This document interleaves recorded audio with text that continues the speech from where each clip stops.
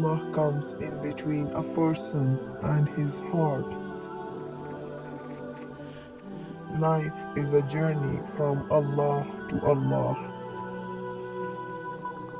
There are no sad endings for those who trust Allah.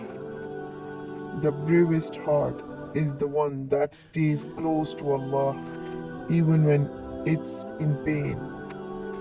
And whoever puts all his trust in Allah, He will be enough for him.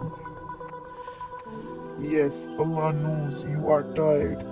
Allah knows it is difficult for you, but you must also know that Allah would never place you in a situation that you cannot handle.